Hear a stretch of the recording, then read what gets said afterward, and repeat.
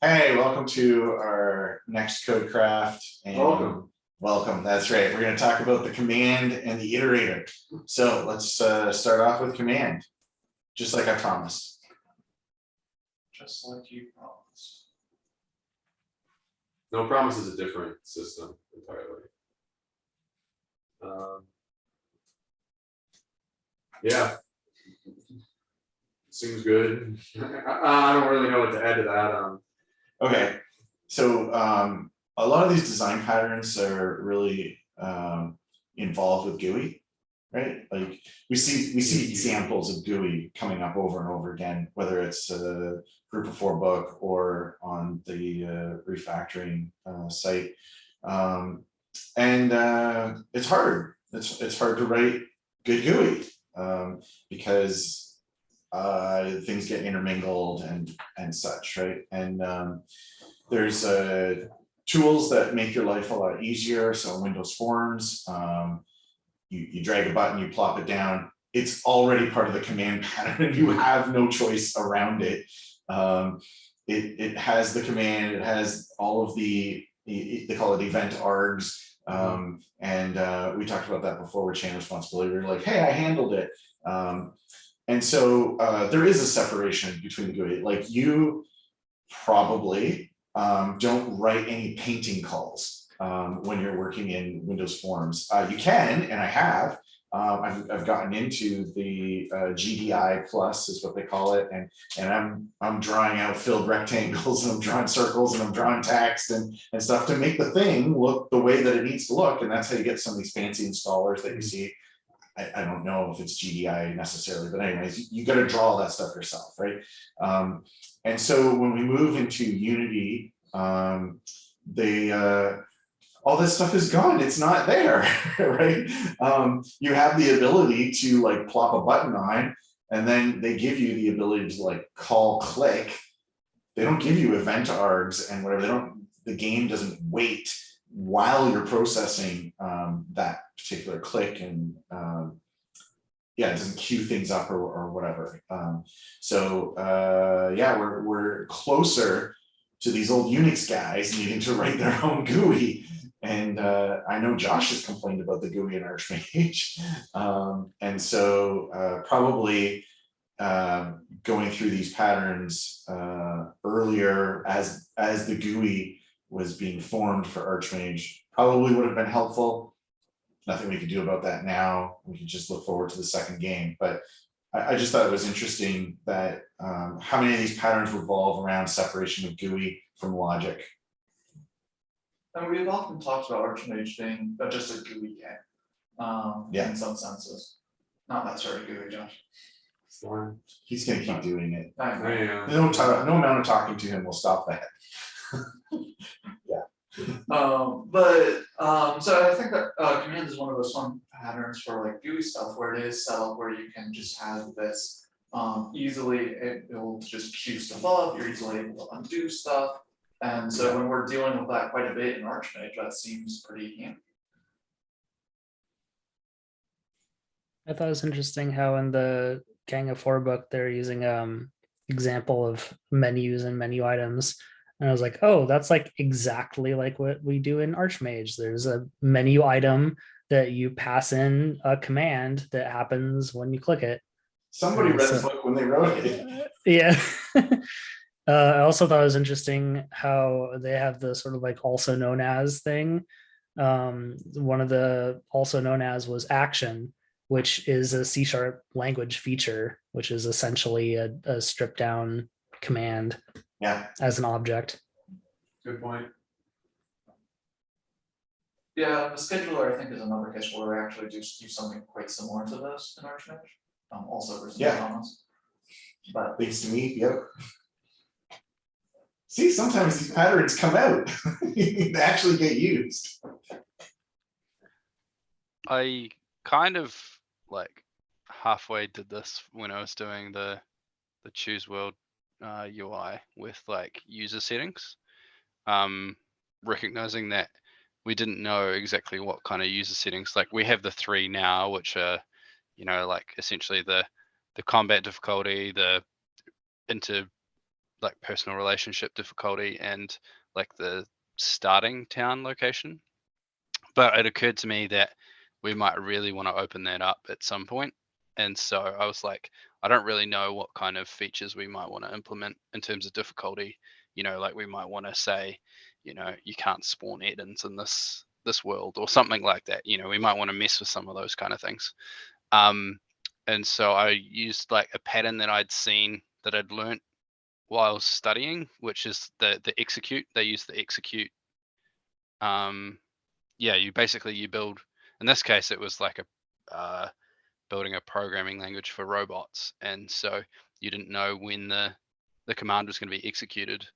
And at the time, I didn't realize it was this command pattern, and so I kind of borrowed some of that structure for the game settings because I figured that's going to be applied at a later date, and we don't know exactly what it's doing. So I definitely have used this, not realizing it was the command pattern.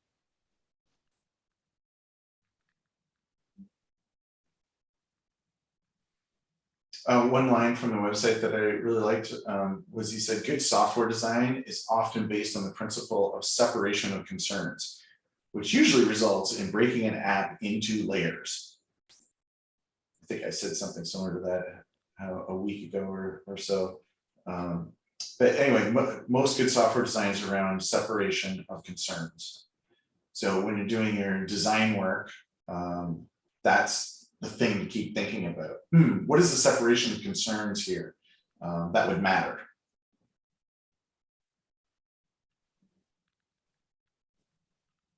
Any uses for the command pattern in Archmage? Aside from UI, I don't know. Can't hear you, Tyler. Were you trying to say something? What? How? Oh, Okay. there it is. Aside from UI, I'm not sure what else exactly there is. I mean, an example, I'm not sure if this is a good example. I'm thinking of, well, You're allowed to think out loud. okay, so when it comes to, I'm thinking of shopping, buying, I'm thinking of the type of menu, which I don't believe that we're using this, so that's part of why I think this is a bad example. If you have a shopping system where you can put multiple items in your cart and remove them, and that sort of thing, and so you're commonly going through add, remove, increase gold amount, decrease gold amount, maybe haggle a little bit.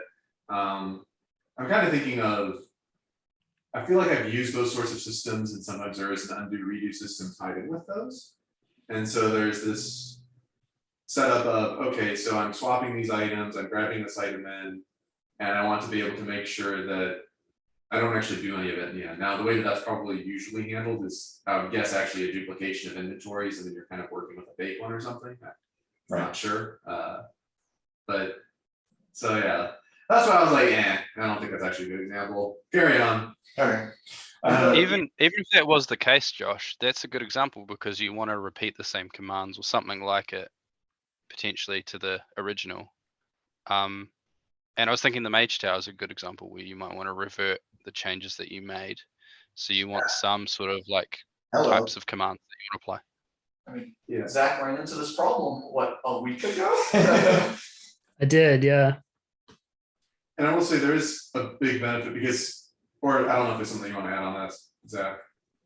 Oh, no, just like one of the solutions brought up was something about like you were saying, Josh, about having changes queued up, and then if it's an invalid state, like there's not a door or something that would undo. It turned out the solution was a lot simpler. It's just you can sell pieces and then you're not in an invalid state anymore. But yeah, that was something that was brought up in that context for sure. Yeah, the ability to undo in the Mage Tower building, that's real significant because, yeah, Yeah. we might want to really look into that. Something that also seems really nice with that is I'm just thinking about having the different commands, or even if you pass different parameters to the commands, there's the difference between I am currently in building mode, and so if I buy something, I want to sell it for the same amount. And the I have already built this is established, now I want to sell items, because I don't know if we're doing it this way, but usually I see where when you have hit that sort of no return point where you're like confirm, you resell pieces, it's not worth as much. But until people hit that point, and I realized City Skylines did this, I was playing it a little while ago, was that when you're in that mode, you can undo everything and keep all of your money, which when I learned that, I was like, well, why did I stick with all this stupid stuff I did? But it's really nice, and that's that's an area where I can see it being quite simple to say, okay, well, we've got this in the command stack already, so we just revert using the price at which we initially established. And that's pretty cool. I just realized in Archmage, it's possible you could sell and gain money depending on what you build your tower with. I don't know how, like if it goes into like gold and all those kind of materials, and those have fluctuating prices, but I don't know. I just thought it was interesting. That sounds like a feature. You built it with some kind of stone, and then the value of that stone goes up, and you're like, fine, I'll just sell my house and redo it in wood. That sounds like a feature. I guess I might have misunderstood, but I do think that buying and selling Archmage is a great example of commands in that it is pretty complicated depending on where the gold is coming from to make sure you revert that properly. Like, let's make sure we're pointing to the correct inventories and we're sending the gold back, because if we mess that part up, and like maybe you sell something and you get your gold back or something and I'm sorry, let's say that you sell something and the gold goes in the wrong place, or it's the wrong, there's all sorts of things that can go wrong with that if something gets a little out of sync. And so, yeah, that makes a lot of sense.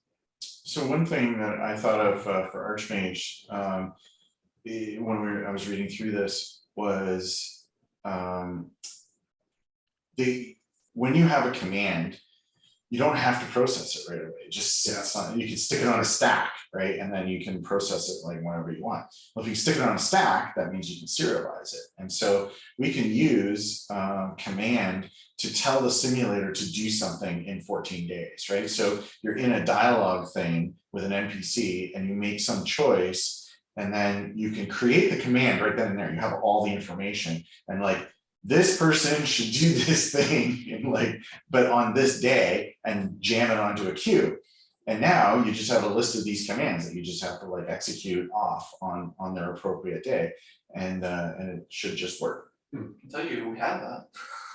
Yeah, we have that. It's a milestone system for like the just-in-time stuff. So we have to track, hey, when this thing happens, you need to do this thing. So the common case is a birthday, where you just need to always do it every single time that's an NPC's birthday, whether you process bedtime or not. You need to make sure it happens. So there's something very similar to that anyway. It does get serialized, it's stored on the queue, it only happens when it comes up. So yeah, I was setting you up for that. It's just an ad. yeah. The other place I feel like it may be of value in Archmage is sort of in combat. The ability to say, hey, here's the moves that you did as a player. I don't really care too much about undoing, like maybe that's something we want to support. But mostly just being able to queue up the player's commands, but more importantly, queuing up the enemy's commands. Yeah. Being able to say, hey, let's figure out what are these, what's the AI gonna choose, what are they gonna do? And then go through that list separately, instead of going through, I think as we are, where it's like, we're trying to figure out what's the best thing to do now, what's the best thing to do now, what's the best thing to do now. Now, again, we have the scheduler, and so I think some of it does get queued up that way so that the actions and the animations get interwoven properly. But I would like a cleaner command setup there. I think some of that could also be, and I feel like one of the other patterns covered this, but where you create a command and then it actually creates several child commands. So for example, hey, we have this enemy attack. Right now, I'm pretty sure that all of that is split out very much so that it's like, okay, make sure we call these in this order, but it'd be nice to use some sort of inheritance setup where you execute a command or you add it to our, it's not really a stack in our case, but you add it to our list. And okay, when you add it, you automatically actually add all these sub items, or maybe it just has its own sub list of things that get added, so that, okay, we know that the animation will automatically be added, we know this will automatically be added. I just remember early on as I was going through the combat, there were a lot of things that weren't always added, or it was hard to figure out where it was being added, and so it seems like an area where, like, not saying that it probably makes sense to switch that around at this point, but it is something where that would be very handy, and it seems like the sort of thing that could be solved by encapsulating that a little bit, because right now how abilities work is scattered throughout the code, and so it's very messy to parse. The other thing though, with besides just having like a queue of stuff, is you now have this like data structure you can just have around for a bit. So like if you want to print out the combat log, you don't just have to store a string, but you've like had all the things. You can make it manipulatable. So someone wants to go into advanced mode, we can just reprint out what it should be based off of this command stack. Yeah, or you can filter stuff out. So it's just a fun.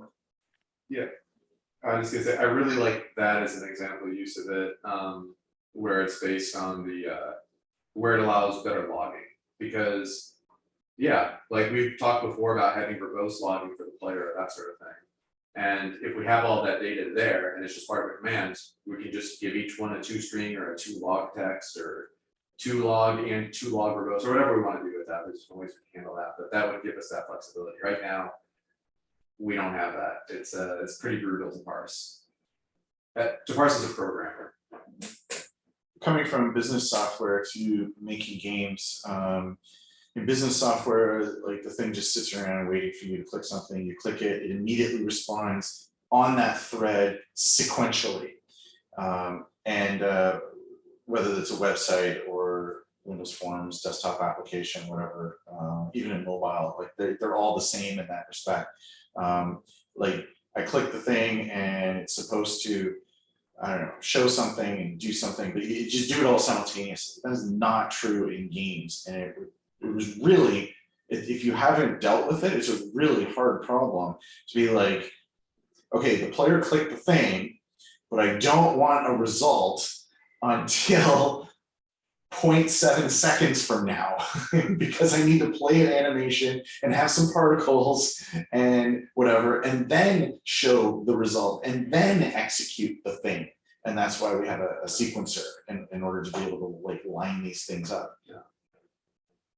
Something else that comes to mind that is great with command as well is the ability to remove items from the list. So for example, if we have animations as commands and we're like, let's do rapid testing. This was something that I was trying to figure out early on too. We can just remove all the animation commands. And then we have really rapid testing where it's just by saying we don't have these commands, or we remove these commands, or we skip them, whatever. But it's ugly, it makes you sad. But so this is what you're talking about, It's like, not real. you've got different layers, right? So if once we've moved away what you're actually doing into this command in between things, like we can push that out to a different layer. So we're like, hey, we don't want to do animations. We don't want to have any graphics at all. Let's work with a text-based setup. And we can still do some quick testing even before we've got our number of stuff coming online. That's true. I look forward to the bonus release of Archmage, which is just a console version, like command console version. It's a good point. I mean, Just playing text mode. yeah, they had Mad Max, Chrome and Black. Why don't we just make Archmage Rises text only? I think the Rise We also need the Windows Form version. Archmage Rises green and black. Let's call it that. It's the green text. Black background. That's John, not marketing. you laugh, you joke, but we had a Windows Form version of Archmage. I played it. Yeah, To be clear, that's an old build. We need it with all the new features. yeah. So our go-to-market plan is to, how many different ways can we release the same game on Windows? Yeah, it's not cross-platform, it's the same Yeah, platform, same multiple- platform, but a different experience. Yeah, we gotta have a Dropbox. I'm sorry, a DOS box release. Yeah. So release I see. Yeah. I saw the most interesting form of a release. Why not just do like Excel where you're painting the little the like the little squares in the Excel spreadsheet. Beautiful. And that's the game. Games push you into Excel anyway, so why don't we just start that? He doesn't like my business management games. A spreadsheet the game? I don't want to play that. Okay, any other thoughts on command? Well, with Josh's point on having like a list of commands and then being able to like omit animations and stuff like that, I was just thinking that that would be a great place to have a custom iterator for those commands so that you have a debug iterator that skips certain commands and that sort of thing. And then you can just swap out your iterator when you want to debug. Zach had a perfect segue last time, didn't he? Actually, really care about the segues. If we could put the camera down, we see him writing out all these lines. It's It's what you get from the Gang of Four book. You read that, you get all these perfect segues. Okay, iterator. Has anybody had to write their own iterator? Just for like class stuff, nothing. I've never had a real use for it. I have. I have once, but I can't remember why. I So have it's not very made helpful. them in like in school for random projects, but I don't know if I could just sit down and create one without having to read documentation and all that all the time? We certainly take it for granted, right? When you bring in the collections, generic collections, and like off you go. But it was a pretty big deal in C++ when they added it. I was like, hey, look, here's just an iterator. And look, you can inherit from iterator, make your own. And it was like, oh, okay, I guess I'll make my own iterator for database rows on a thing. And yeah, it's not fun. And I really like the fact that I don't have to do that. It's just built in. All of these collections have their own iterators and off you go. And then Link created, I don't know, the universal iterator that just goes through all these things in a very generic way. And it's pretty great. Yeah. Yeah, I think I've used their probably the place I used the iterator the most would have been like the research project that I worked on a few years ago, where you're sequencing through like, or you're iterating over like a sequence and then doing stuff over that sequence of data kind of stuff. What I have done is create a custom iterator for a class that has an iterator underneath it. So I had some sort of collection, but I was abstracting it away, hiding it from people, but I still wanted to go over it. I think it was like a map collection or something. And so I did end up creating a way so you could iterate over this map, which was really just iterating over the grid or whatever. And so I just passed it along. But I mean, usually I'm just happy with the iteration traversals that are provided. Our hex map has a custom iterator because it's really hard to go through a hex map. I don't know if it does anymore. I don't know when it did. So Are we still using that hex tool from? We have like this hex asset that we got that gives you the foundation of, you know, is it pointy top hexes or flat top hexes and whatever. Oh, you mean just like the Unity tile map?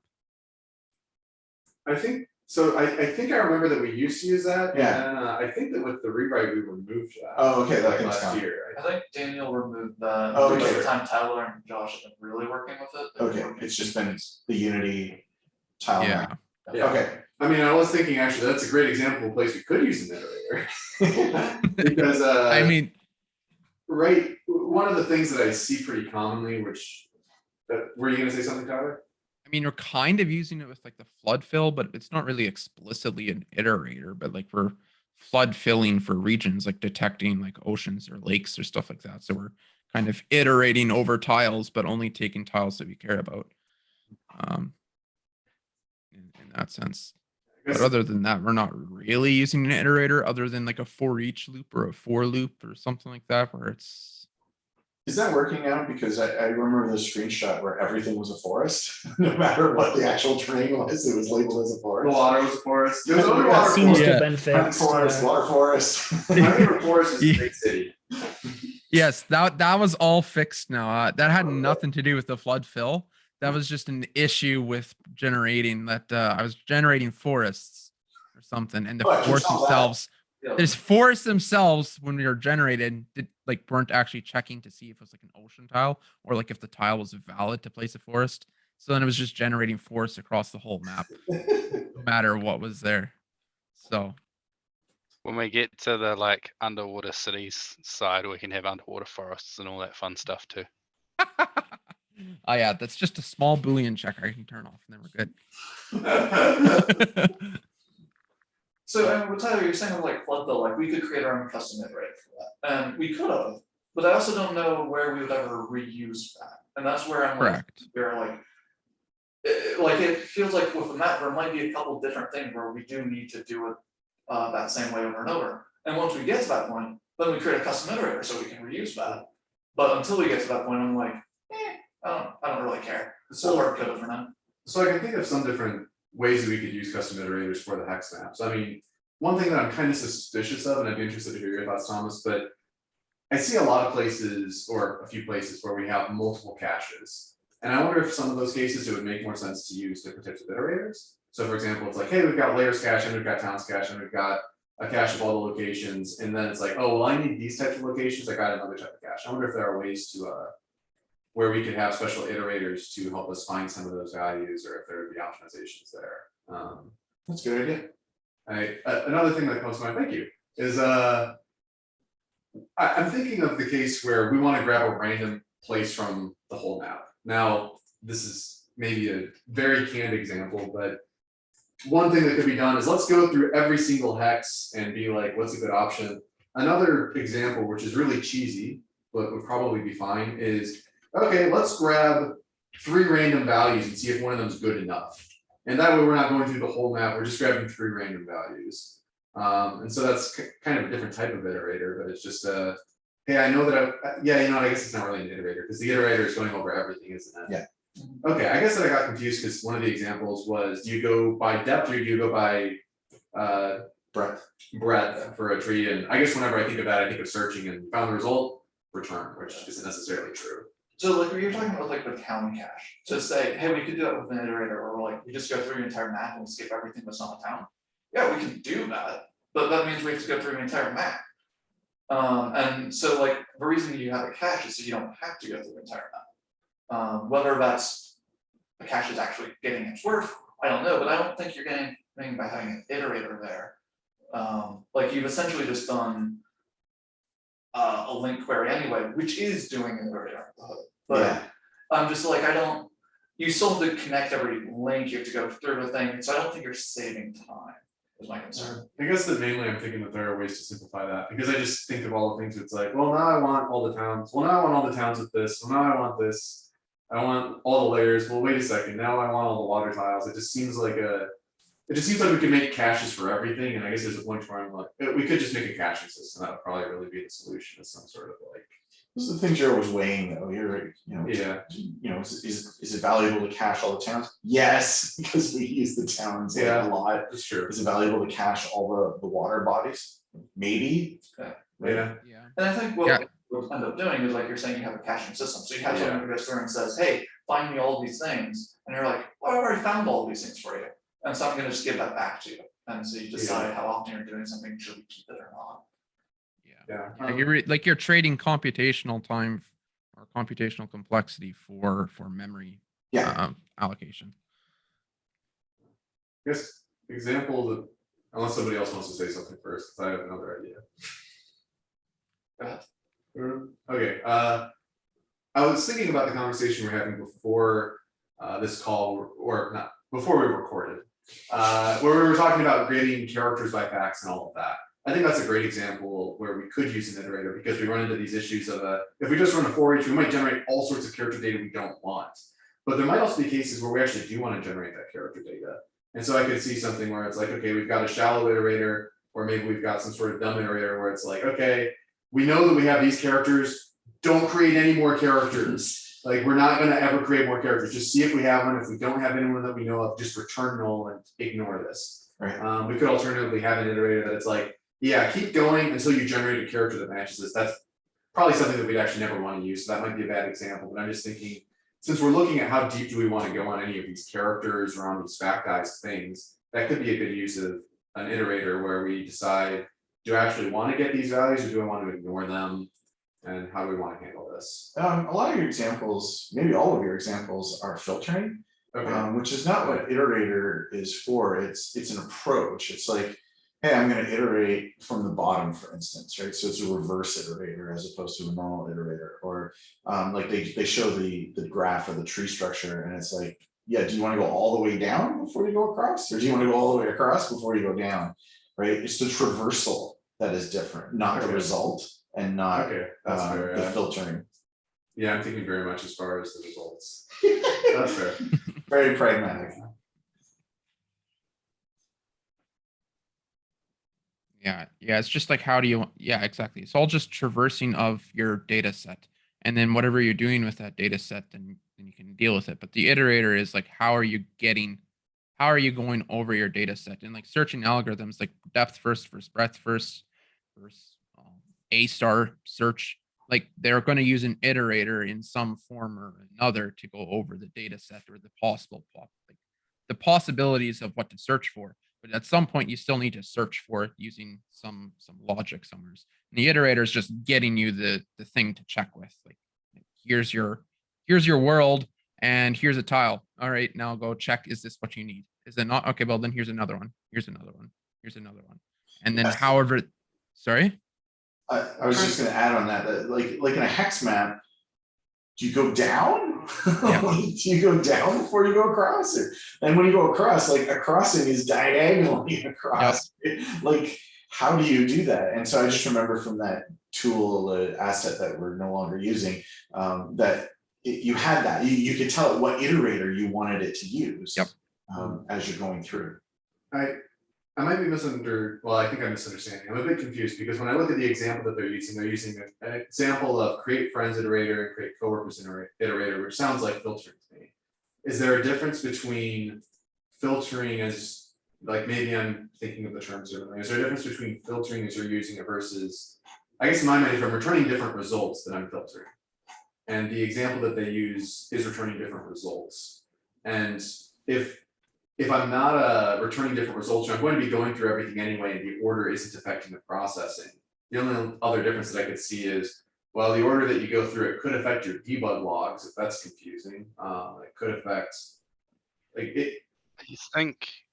I think you can like filter using an iterator, but the key thing about an iterator is that it tells you whether there's a next element, and it tells you it basically has a way of giving you that next element.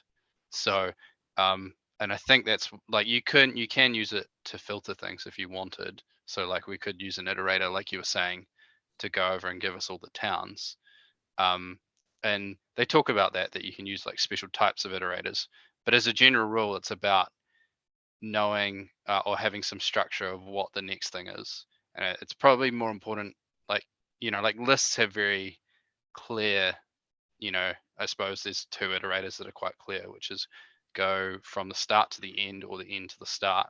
But then once you get into graphs and trees, it gets a little more complicated. And I don't think you have to go through every thing for it to be an iterator. The key thing is that it has a way of doing the next, and it has a way of doing the telling you that it has something coming up. So generally, I feel like your choice of traversal comes down to what you're trying to do with it, and generally it's when you're not traversing the entire structure.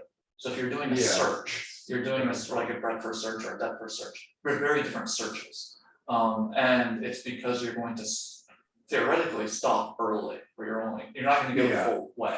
If you're going to look at everything anyway, it doesn't matter how you go from one thing to another or what order you do it in. You could do it randomly for all we care. We just wouldn't prefer to do that. I guess that's the part that confuses me.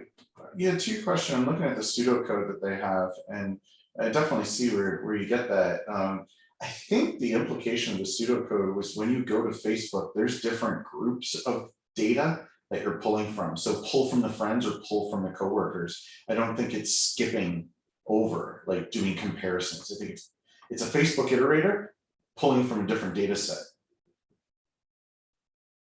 Something that's in the Gang of Four book that wasn't really talked about in the article is the difference between external iterators and internal iterators. And I think what they're using here is kind of the example of the internal iterator, which is like you create an iterator that's meant to do a specific operation on a collection. So like in this case, it's sending out messages to different networks. So in that case, it might make sense if it was a filtering thing, but the purpose of it is you have the iterator and then you give it a message and then you say go, and then it just does the operation on everything. Whereas I think kind of what Sean is indicating is more of the external iterator, which is that it doesn't have the operation built into it. It instead gives you the interface to like explicitly step through. And so the external iterator, I think, is good for things like searches, where it's possible you don't need to traverse the whole thing. You might break out once you find something, but it gives you the way to like manually go to the next thing and be a little bit more custom with it that way. And if nothing else, this always explains why when you like do a link command, you don't get back a list when you start with a list. You get back this Enumerator. I can't remember what it's enumerator or enumerable because Unity has corrupted me, but it's one of the two. And all it really gives you is this interface. It gives you, hey, what is my next thing? And are there more of them? And you could get away with just what is the next thing, and if it's null, then there are no more. But like it's just, I think it's defining why these things exist, and then it allows us to do all these operations and stuff on data structures where I don't have to care. I'm just like, yep, I have a dictionary here, I can sort it. I have a list here, I can sort it, and you treat it all the same. Yeah, I guess that. Well, I don't know if anyone else has something to add first. I'm not sure it's critical. Okay, I'll go for it. I guess that usually I'm returning a list, and that's why I'm kind of like, okay, but if you don't want to return the list, I realize that also depending on the size of your list or your hardware, it might be, man, returning the list would just waste a lot of resources. Why don't I just process through these as I'm going through them and not store a list? And so I guess that's another big thing with this. So you can run through each of them without caching every individual value the same way, or caching it into a list. And that's the case for like very large data sets where you can't hold all of it in memory or whatever, or you don't want to hold all of it in memory. And so you're working on it just piece by piece and going through. Yeah, and I think the other kind of important thing, like dictionaries, they don't have an inherent order because it's like the hashing, right? And so you have to have an iterator. You have to have some way to go through that, and that's where an iterator comes through. Like you're still going to go through it all, but you still have to create some sort of iterator to be able to look through all of these items to be able to pull them at some point, right? Like if you for each over a dictionary, somewhere along the way they're using a pre-made iterator for that, right? So like iterators are used for all kinds of things, and the basics is just, you know, as Thomas was saying, like how are you getting across all of your data, and how are you doing that? And then the search functions like depth first versus breadth first, those are kind of defined by their iterator mostly, right? They're the searching functionality of like checking against, like, you know, hey, I'm looking for an ocean tile in my hex map. That can be defined somewhere else. But the depth first versus breadth first, that's defined by the iterator. That's going to be like, how are you getting from one point to the next in that sense? So that's how I would view like a lot of like iterators and stuff like that in what we're doing. I just looked through the dictionary keys, so it's a list again. Don't tell anybody. But to get that, Is that to get a list, isn't that a hash set? what, a dictionary? I don't know. There's just keys, and you can just loop. Yeah. through just I'm pretty each. sure that's a hash set. I could be wrong. Your Yeah. values is definitely a list. A hash set is like a dictionary without a value. It's just like a bunch Yeah. of keys, and they're all guaranteed to be unique. That might be. Well, yeah. I'd argue the other way. The dictionary uses the hash set, but sure. Take a C# dictionary and do .keys, you get a list. Yeah. Oh, do you? You get a list. Oh, that's Yeah, interesting. yeah, you If do. it was a hash set, there would be no value. Like we're back to Tyler's problem. Yeah. Of how do you iterate over this thing where it's sparsely populated and odd. I know. So then you know the order in which you're going. It's like the order of the keys, whether that's alphabetical or whatever it happens to be. Anyway, I was very happy with that hack.